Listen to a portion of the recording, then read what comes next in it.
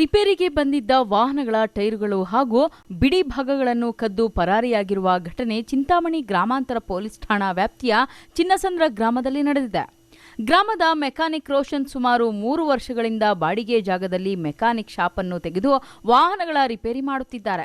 ಹೀಗಿದ್ದಾಗ ಸೋಮವಾರ ರಾತ್ರಿ ಎಂದಿನಂತೆ 9 ಗಂಟೆಗೆ ಮೆಕ್ಯಾನಿಕ್ ಶಾಪ್ ಅನ್ನು ಬಂದ್ ಮಾಡಿಕೊಂಡು ಹೋಗಿ ಬೆಳಗ್ಗೆ ಬಂದು ಬೀಗ ತೆಗೆಯುವಷ್ಟರಲ್ಲಿ ರಿಪೇರಿಗೆ ಬಂದಿದ್ದ ಟೆಂಪೋ, ಬೊಲೆರೋ ವಾಹನದ ಹಿಂಭಾಗಗಳ ಟೈರುಗಳು ಹಾಗೂ ಬಿಡಿ ಭಾಗಗಳನ್ನು ಕಳ್ಳರು ಕದ್ದು ಪರಾರಿಯಾಗಿದ್ದಾರೆ.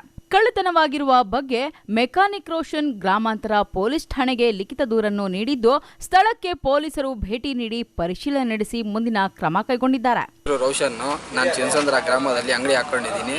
ನಾನು ಸುಮಾರು ಒಂದು ಗಾಡಿಗಳು ಬರ್ತಾ ಇರ್ತವೆ, ಕೆಲಸ ಮಾಡಿಸ್ಕೊಂಡು ಹೋಗ್ತಾ ಇರ್ತವೆ.